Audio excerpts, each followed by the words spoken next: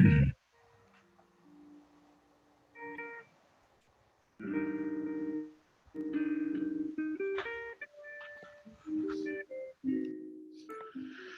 everybody. My name is Chris Landis, and I'm the author of this exhibition here. It's titled Las Vegas Pandemic 2020. And I'm very thankful to the photo groups here in Oregon, and also the NewZone Gallery and Photo Zone and Photography at Oregon, who've all sort of helped me put this together. And it's just been a fabulous experience so far. So I thought I'd just start out with a little introduction about myself, because most people don't really know what my work is about. And anyway, in the 80s, I got very serious about photography. And I started taking workshops and classes and doing a lot of research and that sort of thing. I just fell in love with photography. It was like magic in the dark room. I used to say I love the smell of Dettol in the morning. And so I would go in and work for hours and come out with mostly black and white images at that time. And so what happened was, at that time, I was doing what I call working in the manner of. And so I was working in the manner of like people like Ansel Adams, Edward Weston, a lot of my heroes. And it took me a little while to find my own voice. And prior to getting into photography, I got a master's in history. And so at one point, I had sort of an epiphany when I put together my photography and history. And so I was interested in landscape photography and these wonderful places. And then once I realized that I could put together my background in history and all of research and libraries and that sort of thing, that I put together the two fields, history and landscape photography. And then I found myself that all the work I did going forward after that was really a combination of places that had a great human history, hopefully some importance to American history, to human history, and also every place that I work has a photographic history. So the places that I work, you can go and find what other people have done there before me, and that maybe years before. And so once I made that combination, the world just clicked and everything started falling together. So going forward from that point, my work has been about landscapes with an American history, with a human history. A lot of times they're abandoned, empty places that are lonely, that have oftentimes a tragic history and a sad history. But so that's how I combined the whole thing and sort of found my voice. The first big project that I started working on. So we're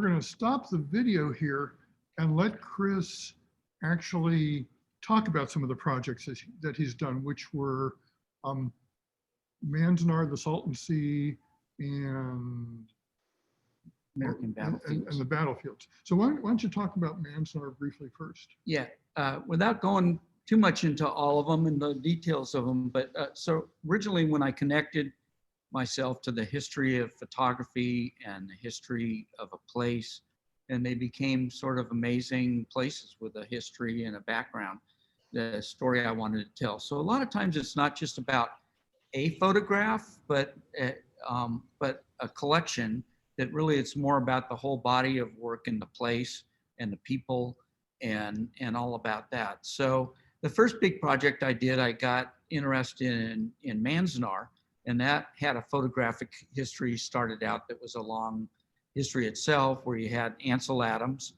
and Toyo Miyatake and Dorothea Lange had all photographed at Manzanar. And so I was attracted to that, and then saw the place that was part of the California landscapes that I traveled. And it was a lonely landscape where you had the remnants and remains of the people who lived there and the gardens that they built and the remains of the barracks and the cemeteries. And so I connected with the whole history. And there was also the pilgrimage at Manzanar that was an annual event where the people who lived in the camps came annually. And with that project and all the projects I do going forward, it became not only about the place, but the people who were there, to where it was important to me to get to know the people involved at Manzanar and at the Salton Sea going forward, and battle sites, and hopefully with the Vegas, that get to know the people that are involved. So it's one compact unit about the history and the photographs and the place and the landscape and the people. So the Manzanar was the first big one. That one got shown at a lot of great places. We showed it here at the Holt Center, and showed it at Japanese Historical Society in Los Angeles. So we had that exhibition. And then after that came interest in the Salton Sea, which again had a big, interesting U.S. history of the place. And so that connected, and so spent actually years going to the abandoned ruins of Salton Sea and writing the history, and had volumes and volumes of research on it, and put together the In Search of El Dorado, the Salton Sea. And sort of luckily, my tendency is to try to go right to the top. So I went to the Palm Springs Desert Museum. They were interested in the exhibit. And so we wound up doing In Search of El Dorado, the Salton Sea at Palm Springs Desert Museum. And then they wound up publishing a book on it, which is almost out of print, but there's a few available. So we did that. And then the San Diego Historical Society picked it up and did an exhibit there. And so now, actually, as I'm back into it and getting back much more into photography again after my work life, so we're doing that again. So I'm doing Return to El Dorado. So the sea's changed, the history's changed a lot, the people, the landscapes changed. So that's being taken up again to be another new book that'll be called Return to El Dorado, that'll actually combine the two projects. All along, as I've been doing things, I've been traveling to American historical sites that where I can combine the history of these battle places, from American Indian battle places, American Civil War battle places, and they're all rural, sort of sad, abandoned landscapes, but they have an amazing sort of tragic history that I think you can sort of feel the voices of those places, the landscapes of the battlefields of the Salton Sea, of Manzanar, that they all sort of speak to me, and hopefully through the pictures and the whole project and the writing that goes with it, that you'll be able to get a sense, not just so much about individual pictures, but the whole body of work and what the place is about, and the people that lived there and suffered there. And so those are the three big projects that have sort of been being worked on, and then coming along to the Las Vegas part that, so we presented that here, and I don't know if you want to start. Yeah, so what I'm going to do is switch back over to the video, and this will take me a second or two to queue up correctly, so bear with me.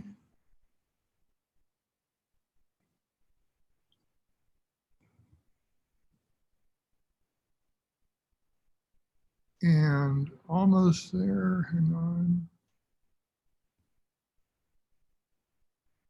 I'm going to share my screen again and start the video. I'll actually start the video. Published yet, that's just not out on the internet. And so that's all waiting to come, and will come soon. So all along, I kept those projects going. And what I wanted to mention also here is about Eugene. Eugene is sort of like a homecoming to me. Decades ago, in the mid 80s, I became friends with some of the leaders here in the photo community here at the Eugene area, Susie Morrill and Stu Levy, and other people here that I've actually run into after years that are part of this group. And I started going to the Ansel Adams workshops in Yosemite. They were a seminal moment in my life, meeting Susie and Stu, some of these people that I learned more about what I wanted to do in the future with photography. They taught, guided me, they were mentors.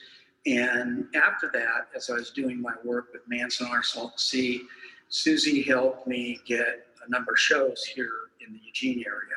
So I was lucky enough again to the first show that I had here in Eugene was a great opportunity. It was at the Holt Center, just across the street here in the Jacobs Gallery, I think it was called, at the Holt Center. So they did the full Manzanar exhibit as part of that exhibit space. So that was amazingly lucky, but that was back in the mid 80s. And so then after that, keeping our connection, being good friends, the next thing that came is that was able to do the next big project, the Salton Sea, at the, I think it's the Jordan Schnitzer Museum of Art. So we did the Salton Sea project there. So I was lucky to have these wonderful venues here in Eugene, a lot of good friends, and have this opportunity to show work here that's still continuing now. And so that's my sort of homage to Eugene and my great friends here that have done a lot for me. So what happened next is I was finishing the Salt Sea project at Nash Editions, and a friend there asked, he said, "So what's next, Chris?" And I said, "I think Vegas is next," and thinking what would be the next big project. So I started going to Vegas, trying to take pictures. I built a library, started my research on Las Vegas, and got a number of historical books, researched art and architecture about Las Vegas. There's some great scholarly books about Vegas. One is Learning from Las Vegas, another called The Strip, The Architecture of the American Dream, and there's a cult classic, Fear and Loathing in Las Vegas, that connects with that history.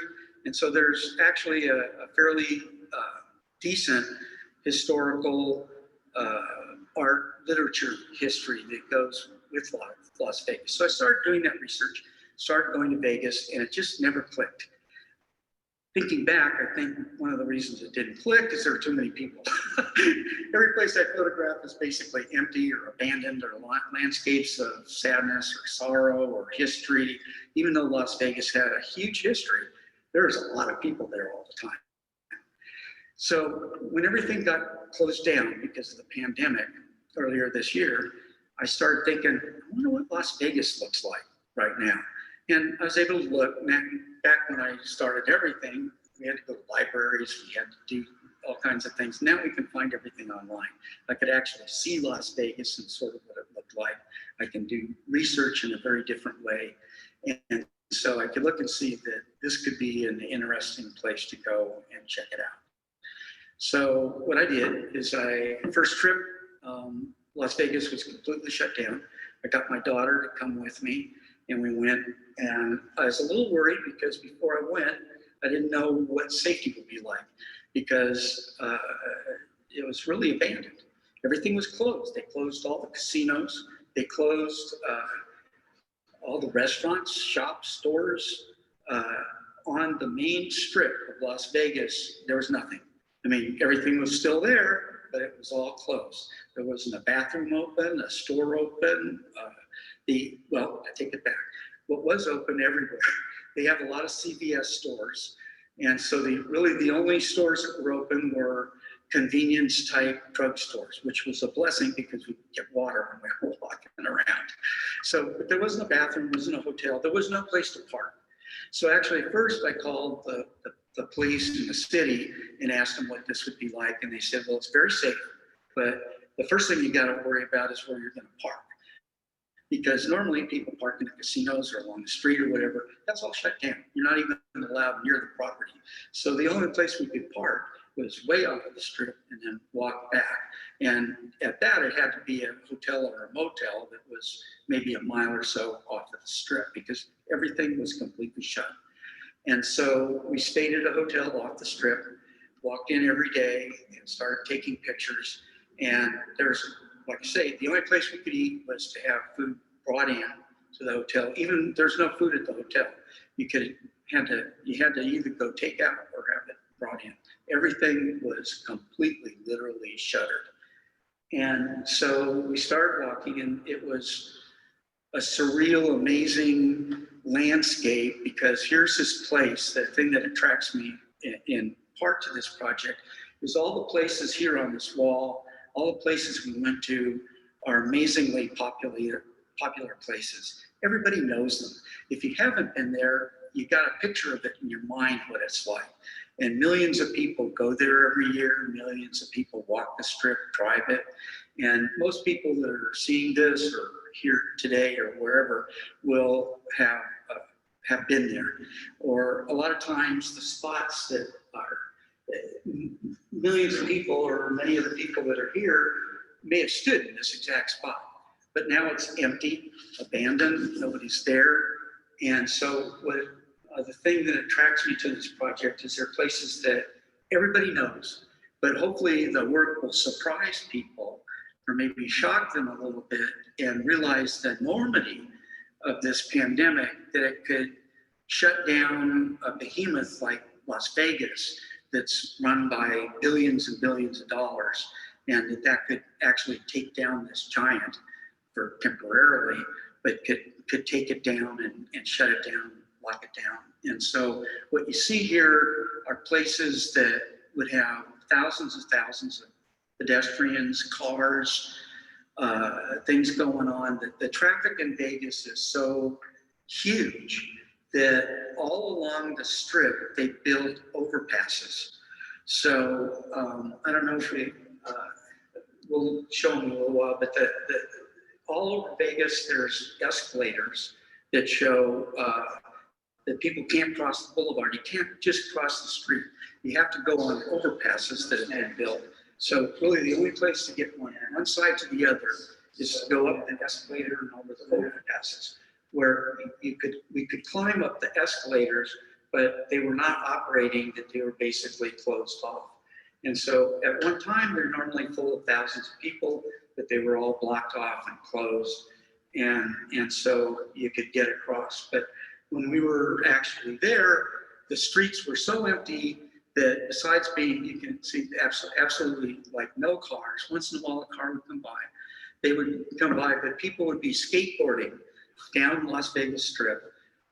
Families with children would be riding, half a dozen people riding their bicycles, down the strip, riding scooters. There was just no cars. It was empty and abandoned. You can see that. Hopefully it's shown from the pictures. The other thing interesting, which I tried to replicate here on the walls, is every place you went at the casinos, shops, there were signage up to ask people to come back, apologizing for we're closed now, it's only temporarily, LED signs and neon signs saying, sending out messages. We have right here, stay home when you're sick. This was changing all the time. Then another one over next to it that says the best way not to spread it, and then one next to it says stay home. So all around the city, at every hotel were slogans, the typical slogan type thing that you see on television. We'll get through this together, all of that type of thing. So I wrote down all the different slogans or took pictures of them. If you look closely at the pictures, you'll see them. This one here, we had Rod Stewart's face frozen for I don't know how many months over the boulevard, but it says stay safe and well, we'll get through this together. So I took a lot of those things that was on signage and put them on the walls here. So over there on that wall, it says stay safe, we'll get through this together. It was at Caesar's Palace. Here we don't have to be together, to stand together. And that was at the MGM Grand. Across from that is We Will Rise Again at the Stratosphere, and others like Stay Safe, Be Well at the Venetian. So the signage that you see here in the exhibit is not from my imagination. They're taken directly from the LED signs that were in motion in the empty Las Vegas. So before I went, I called the city hall and I called the police, because I always like to, with everything I do, make contact and hopefully I'll be making more with the community there down the road, but make contact with the people so I can know what's going on, particularly in this case, because a little bit worried about safety. So they assured me that it was completely safe. And actually there was as many as 2 police cars on every corner. One of these pictures shows the 2 police cars. They were all over, that the police were on bicycles everywhere, police cars, security guards. You couldn't take a step over one of the barricades or even lean over to take a picture by a barricade, or there would be security guards. I wonder how they were seeing. They must have had cameras or something so that they could see if somebody was starting to trespass or step over a barricade, which we tried to be respectful of it, but you're trying to lean over, get the picture. But anyway, if you just crossed it most slightest amount, there would all of a sudden be security guards swarming around, telling you to get back. They didn't mind as long as you stayed back, but there was security everywhere. So we felt very safe, but it also sort of emphasized the situation. So when we got there, just sort of repeating, we found an abandoned, empty city. The strip completely empty. It was apocalyptic, surreal. It was, I have a quote here at the beginning of my statement that by an author named Larry Scott that says, if you were to imagine a horror movie when all the people disappear, that's what it looks like. You can't imagine a circumstance that could possibly cause this. So it was dramatic. It was empty, a place you expect to be full of life and people and bustling and all these things was completely empty, like some alien ship had come down and transported everybody away. Like I say, you always think of Vegas as a place full of life, but here with this close down, shut down, lockdown, however you want to call it, it was a place of, at the moment, of human tragedy. I'm not too much worried about the casinos, the billion-dollar, industry that's there, but this was epic for the people that lived there. Not that it's not like that all over the country, but it was huge in Las Vegas because such an enormous part of their economy is based on hospitality, hotels, gaming, restaurants. Majority of the business was related to the tourist industry and to that sort of thing. So instantly, all those people were out of work. And so it was a great tragedy that was going on then. So like I say, it's part of all the work that I did that for some reason I get interested that it's a place of great loss. And even though sort of for temporarily, it was like that here in Vegas, but it was big and hurt a lot of people. And they were just, walking the streets, not a lot to do, no place to work, no source of income. And so that went on. It's gradually coming back now. My wife and I went there a couple of weeks ago. The casinos were back open, but they were only up to maybe half steam. I don't care so much about the casinos as the people that work at them that hope that they can be, employed and sustained in some way. So they were partially open. The restaurants were again partially open, but everything was under, pandemic protocols, cleaning everywhere, masks, the cars had hardly come back, but they, it was many more, you didn't see empty streets like when you were there the first times. So then it gradually is coming back. The casinos are open, the hotels are open, the restaurants are open. You can gamble as long as you want to sit at a slot machine with plexiglass between you and socially distanced and wearing a mask. And so it's coming back slowly that way. The performances, the big shows that they have in Vegas, were still closed when we were there in October. And you have to realize that the shows sustain an enormous workforce, that it's not just the big stars that are performing at these venues, but it's lighting technicians and dancers and all the people that make the show happen. And so they've been unemployed.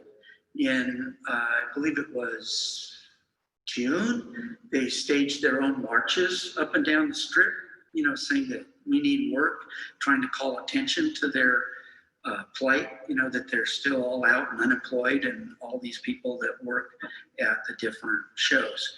So now it's looking like the shows are starting to open back up, that they're going to open them in November and December. But it's a problem because the big shows like Cirque du Soleil or the big theaters like at MGM Grand, those are theaters that hold more than 2,500 people. The rule says that you can only have 10% occupancy in the theater. So if there's a 10% occupancy and the theater is 2,500 people, the most they're allowed to put in is 250 people. And that's not very likely going to sustain, you know, a big production show with all kinds of, you know, well-paid performers and that sort of thing. So it's not looking too good for that industry, but they're trying to open it up anyway to keep it going again long enough until things open back up. So the shows are gradually opening, and I guess you could go to them. It'll be very and it'll be just starting up. I wanted to note a couple passages I have in the statement I wrote for the show, and I think sort of highlight what I think about Vegas or what Vegas is to some of us. And anyway, I have author Joan Didon observed that Las Vegas is the most extreme and allegorical of American settlements. Good or bad, nearly everyone has an opinion. After the party, Vegas demands answers to larger questions. Beyond the neon facade, what is Las Vegas about? What does it really mean to be what Hunter S. Thompson in Fear and Loathing in Las Vegas called the heart of the American dream? It is an alternate reality where two sides of the coin cohabitate. Boom and bust, winners and losers, rich and poor, elation and sadness, renewal and decay, reality and illusion. Things refined and tasteless all collide. Promoted as Sin City, Vegas is a beautiful, glamorous, decadent, eccentric, seductive, over-the-top 24/7 adult theme park. Fabulous Las Vegas, Nevada is a new place relative to the places it copies. It is constantly reimagined, torn down, and rebuilt, a monumental postmodern city that literally mimics great historic, mythic destinations. The compact 4-mile strip is home to 150,000 hotel rooms, built into facsimiles of Rome, Luxor, Egypt, Camelot, Venice, Paris, New York.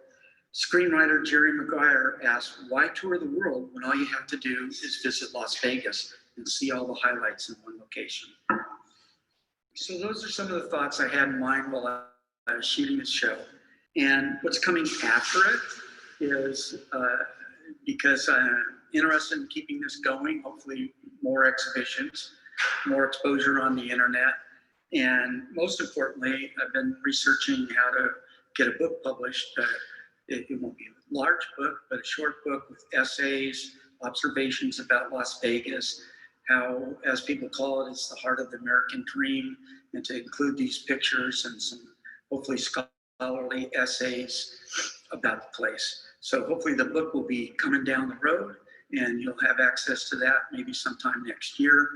And then what's coming next year is I have, as I've mentioned, from being out of things a while, I'm retired now, that now I can get everything put out on the internet. So the amazing thing that we have now that we can all celebrate as photographers is we have gallery walls on our internet locations and virtual exhibitions that we could create. So we don't all have to fight and battle and scrap, you know, for museum walls, put things up on, that we can go to the internet and all the decades of work that I have sort of hidden away in a closet right now can get out there, can get published on the internet, that people can see them. And so that's the next big project over the next year or so, to get all that earlier work back out onto the internet so it can be seen. And then meanwhile, I've been going back to the Salton Sea, taking what I call Return to El Dorado, because the first book was called In Search of El Dorado. So now the Salton Sea has changed quite a bit. It has a new history going on, and that we found lots of work in interesting places. So I'm rephotographing at the Salton Sea. Hopefully that'll be the old and the new book put together. And so that's coming. Then hopefully the battlegrounds, a lot of other projects. So that's what's coming down. So let me get back to our live. I think that's the end, Chris. Very good. So a few more views of the show.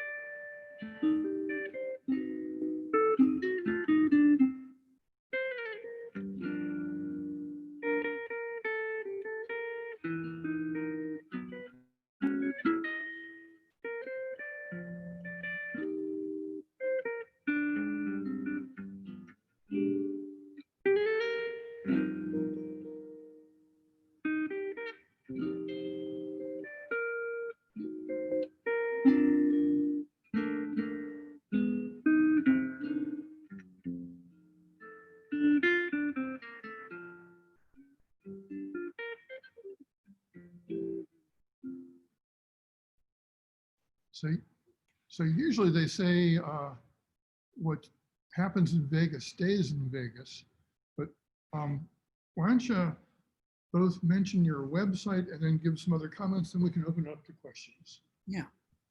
The website, which is sort of the first elaborate website I built, it's ChristopherLandis.com. Luckily, years ago, I reserved that name, so it couldn't go away. And so it's ChristopherLandis.com. And you can see the entire show and the work and the Vegas work and statements and new work coming forward on the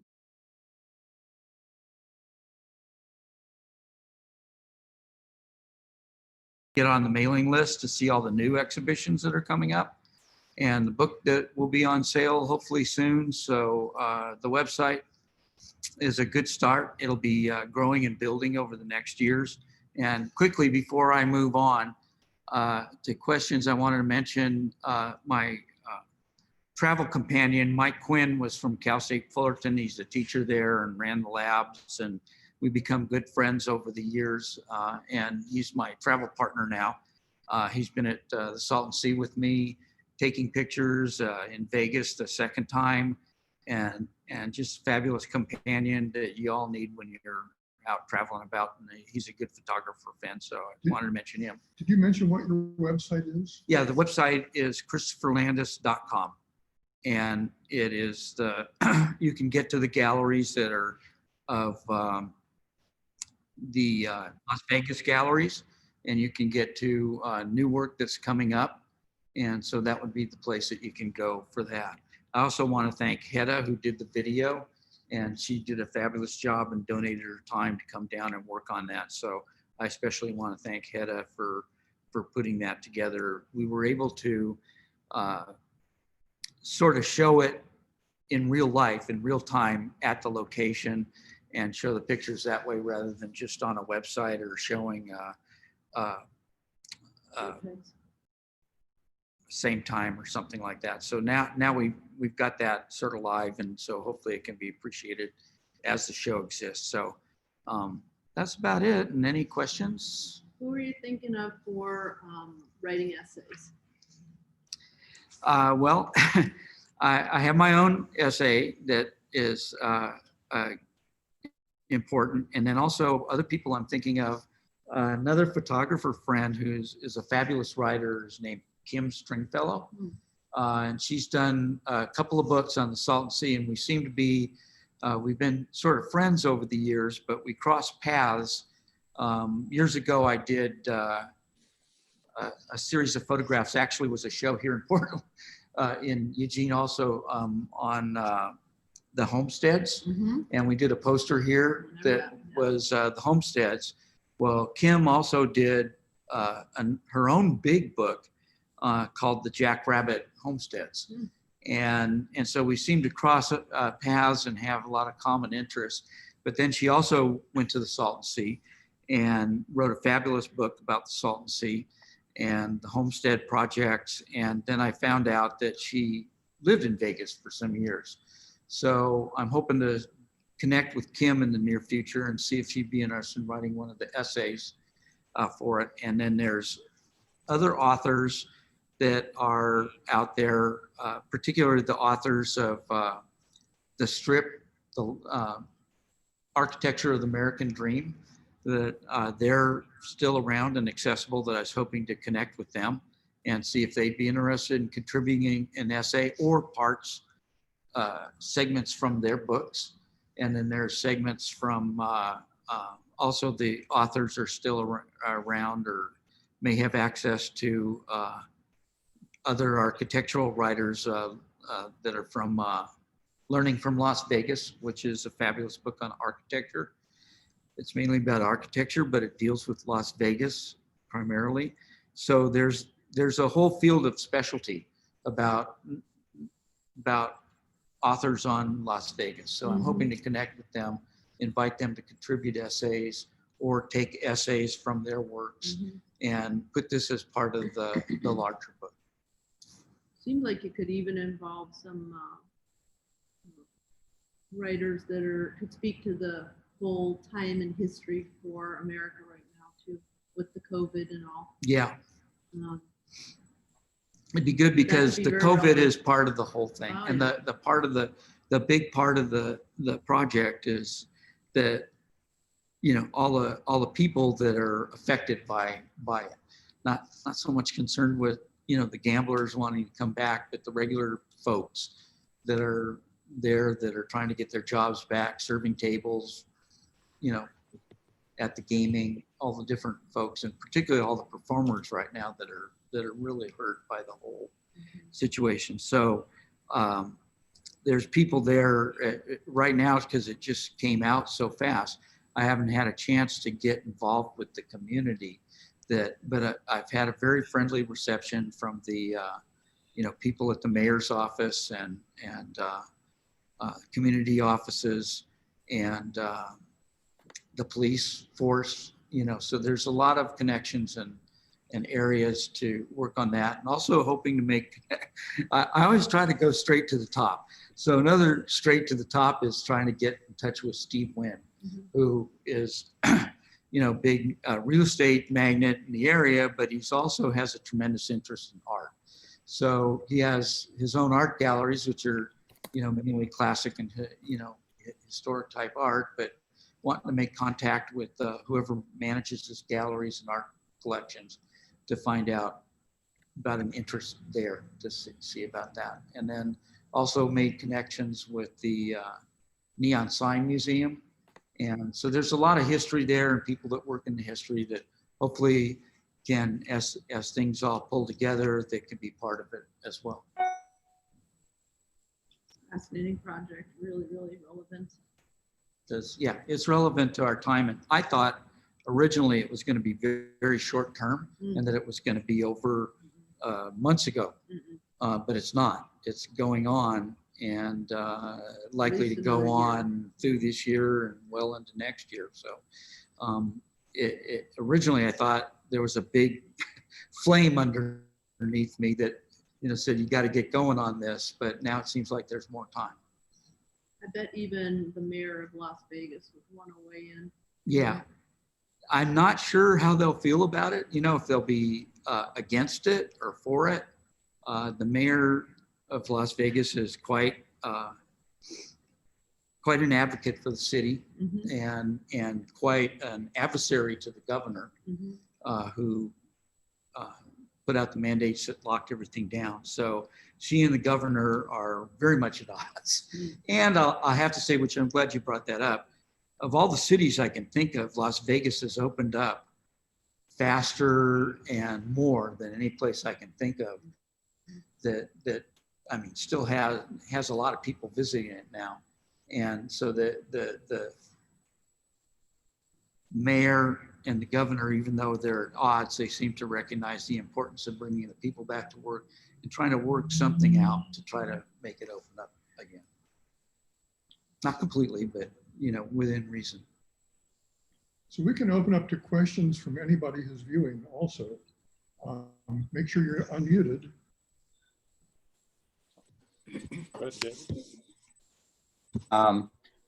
Christopher, so you were just saying that, it's opened up quite a bit, and the mayor has relaxed some of the mandates and whatnot. How's the spread going there? Is that causing more spread of the coronavirus? I should have I apologize. I should have those statistics at my fingertips right now. Las Vegas is, which is one of the reasons it's been able to open up as much as it has, is that of the places in the country that Las Vegas has been very much, in not been strong in the spread of it. The amount of coronavirus in the state of Arizona and Nevada has been remarkably low. It's come back a little bit, but it's nowhere as bad as other places in the country. So they're being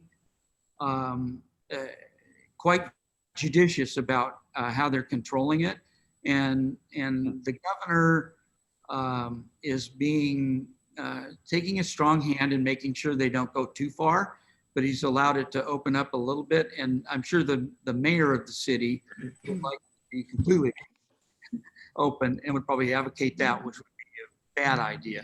But the governor has been controlling their bigger desires. And right now the bigger push is trying to get the shows open, because so many people are out of work that the limitations of having 10% allowed in the theater, actually it seems like a lot to me, but they're going to try to open that up and allow more, but it's going to be a while before they go beyond the 10%, and they'll all be socially distant. But Vegas and the whole state of Nevada has been very low on the coronavirus scale, and hopefully they'll keep it that way with the measures. But the people that are running the city would like it to be wider open, and the governor would like it to be less so. So they've come to sort of a compromise, and it seems to be working because the spread has not been too bad. Thank you. So just, by the way, I just looked up online about the situation in Vegas, and apparently it jumped from 649 on November 2nd to today it's 2,000 something. So it's definitely jumping right now. This is a per day thing. Yeah, it's changing. Everything is changing as we go compared to Absolutely. to what it was a month ago. So now I would imagine that it's going to be accurate, that because there's more activity, that it's going to Go up. a lot more cases. Also it got cold and people went inside. Big time, right? Yeah. All right. But it's still very much abandoned on the streets. But there's cars. But in the casinos and such, and restaurants, it's sort of like here. But in the casinos, they have plexiglass everywhere. However that works, that prevents people. I'm no fan of gambling. I'm not a gambler myself, so I'm not really sad by the loss of that. I'm more concerned about the different regular type folks that are Do you think that it's hurt. relevant to do any investigating on what's going on, like countywide for support systems for the people? Or are you interested in Yeah, I am. interviewing That- any of the people absolutely. that are affected directly? Yeah, and meet and interview those people. Mhm. And get to know some of the people and what they're going through. So usually with any of the projects I do, from Manzanar to the Salton Sea, a big part of it is getting to know the people that live there and how they're affected by the thing. And that right now it's been so fast and so quick that there's a lot of work to be done to get to know, a lot of the consequences that are going on, getting to know the people. But there's, a whole other project to go beyond that.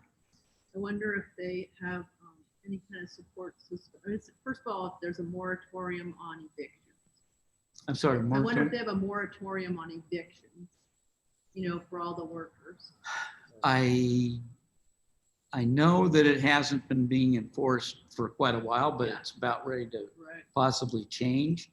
I think they may alter that, but Las Vegas, they have all their people that are put out of work, but also Las Vegas has an enormous homeless population. Oh. Enormous.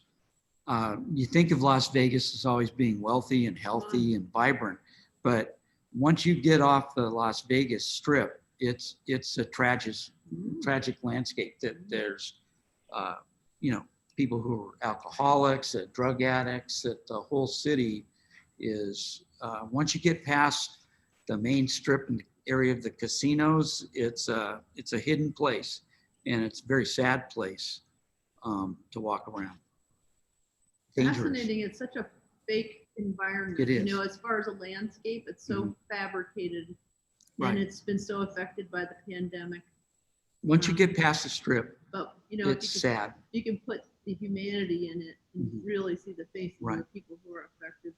I think that's also interesting. I don't know And if it's of on the interest to you. strip itself, Mhm. on the sidewalks of the hotels and particularly on the overpasses Mhm. and the stairways and everything, there's a large homeless population that It are is sitting there cold there. panhandling. Yeah, Cold in the winter. yeah, it's cold.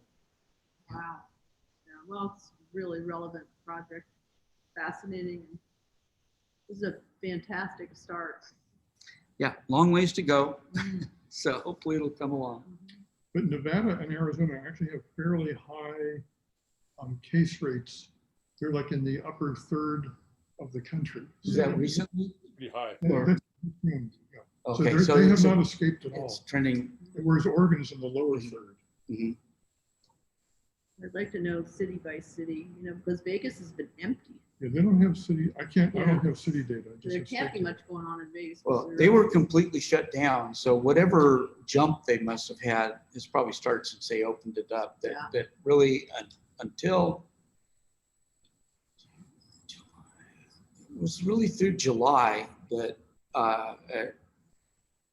June, I guess, it was completely closed, It's probably since they started opening Right. up. and then things opened in July, and There's so I imagine it's been an there's a upward couple spike. months lag time. Yeah. So any other questions from anybody? I got Quick one. question. Well, No, go ahead. Yeah. Oh, ahead, well, buddy. I was just wondering how, if Reno experienced the same level of shutdown, if you know. It was a statewide mandate that the governor issued. So it was every place, even in the outskirts, because in Nevada, you can find gambling at gas stations. Everywhere. Reno, every place that had any sort of gambling was completely shut down. So for the time since the pandemic began and until really June, everything was completely shut down throughout the whole state. So Reno, gas stations, any place where you would have any kind of gambling or show or population, it was all shut down. You couldn't touch those machines. You couldn't touch them without being Oh, you couldn't. disinfected in between people. You couldn't go near anything. Yeah. It was shut down. Shows, restaurants, shopping, that you couldn't go into a mall or any place like that. So the shopping, every place throughout the entire state was completely shut down. So now back in Vegas that I've seen firsthand, because we just saw it during shutdown, and then just a few weeks ago, Terry and I went to try to see what it was looking like now. And it was very different, but it was still, I would say it was more vibrant than most places that you would see, which may be a mistake that they have that going, but they had, I'd say about half the restaurants open. The hotels were open, but again, you couldn't get any, room service or none of the normal hotel things were operating, but you couldn't eat. Let's take some other questions. Betty. Yeah. Betty. Hi, Susie, Stu, Chris, Steve. I have a question. It's a little bit unrelated. I read that in Venice, Italy, the canals became clean and dolphins were actually swimming up into the canals in the city, and all kinds of animals were appearing in the streets and just lounging around. Did you notice a difference in the wildlife? Did you notice an influx of wildlife in Las Vegas, like I guess coyotes and roadrunners or anything like that? I didn't in the city, because the city was still really a big city, but so we didn't notice any wildlife, but it's an interesting contrast that while we were there, my good friend Mike, his big interest was getting to Red Rock Canyon. So, which is just not that far from Las Vegas. And so we actually went there, and there's quite a bit of wildlife there, road runners and snakes and animal life that were all around. But I don't know that would have changed much. But the state park there was also completely shut down, that nobody was allowed in there. And we just got in after they opened it back up. So it was an interesting contrast, seeing places that were sort of timeless, like Red Rock Canyon, and then places that are new and moving, evolving, with Vegas, and comparing and contrasting the two landscapes. It seems like we're really going to have to address the issue of, are we going to open up the economy, or are we going to keep the general population safe? Mhm. And, that is, the country's been divided about that big time, and it definitely gets into the political situation. Right. Well, And, so I don't know. But it seems like a lot of people who gamble, there's a lot of older people that gamble. And so you worry about them going there and getting sick and then ending up in Las Vegas in a COVID unit, which they'll never get out of. It's definitely interesting, important, and yeah, from my perspective, I'm not really an advocate of the gambling, or supporting the gambling. It's sort of where they're headed. It does have a very high political, and you have the two complete different sides. The mayor of Las Vegas that would just throw everything open 100% if she was given her choice. And then the governor, who they're constantly at odds, that is trying to control it. by the way, I wonder what the influence is of the mob in Vegas at this time. That's that sort of old? gone by. That's that old gone? school. It's not really run by that anymore. So much so that they even have a mob museum now there. It's wide open about that, and that's part of the history, but it's not part of the reality. I remember one of the mayors had actually been an attorney for the mob, and he's the one that started all those awesome art museums too. Near as I can tell now from the books I just listened to another new book about Las Vegas, and that the mob seems to be in the historic past, but it could be hidden. But I don't think it has a big presence now. And they're probably more into drug trafficking and stuff. Yeah. Wonderful project, Chris. Just a tremendous presentation and project in general. Thank you. And an important series of messages within. And I'm very impressed and moved that you took this on. Well, thank you. And also mentioning, because Steve was another good friend and mentor, I would say, from the Yosemite days. Been coming to Eugene more, but once in a while I'd stop by and see him in class. And anyway, Steve was a good friend and mentor that helped me in the early days to, see the vision going forward and keep it going. So I thank you as well. It's a good Thank thing you. you're retired. You're going to need a lot of time to do these projects. Yeah, now I'm retired and luckily I'm well off enough to keep everything going and keep the photography going and travel, and the kids are good. So we're able to keep the project going. Another interesting point is that Chris had been working so hard for so many years. He had to totally retool his darkroom. He had to get a new printer, new computer, all new technology, learn how to use it, print the whole show. I mean, this was an amazing feat to just jump in with both feet and take on this COVID situation and becoming a working photographer again in earnest. So it's quite an inspiration. Now, how the visitation in the gallery, how's that been going for your show? It was really good. The show itself was open. It was kind of rainy, and then people were worried about the COVID, so I think the attendance was down. But I don't know, 100 people? Yeah, or more. And usually it's a 6,000 square foot gallery, so we could just have open doors because there's so much space there that we're probably never going to get above 50 people at one time in the gallery during the day. So it gets a lot of traffic throughout the month. And Eugene, and I think the big cities in Oregon in general are very mask compliant. Yeah, it's a lot. So people are very Oh, yeah. respectful about it here. Everybody was wearing the mask. And the other thing, that as I was hanging the show for a couple of days, that the gallery gets a pretty good traffic every day. That people are coming off the streets. I was amazed at the number of people that are coming into that gallery, because it's much more than that particular show. It has many spaces. There's probably and 50 artists hanging work at Yeah. any one time. And then the photography at Oregon people and the photo zone people and the photo shows that they have up. And so all their friends and family are coming. So it's a fabulous opportunity because it has their own traffic from their own clients. That people have different shows up. And so they're in and out all the time. People are coming in and out all the time from the streets. And some of the artists that not only great photography there, but the artists that are showing other types of paintings and sculptures and things, there's some amazing work there. It's a huge art community. There's a lot of it I'd like to buy and take home. Yeah. But there's a lot of very, very quality work there. It's a mix, but there's a good traffic there every day, and everybody's wearing their masks. You can, I feel very safe. Yeah, and the other the side to that is it isn't packed because everybody's a little cautious.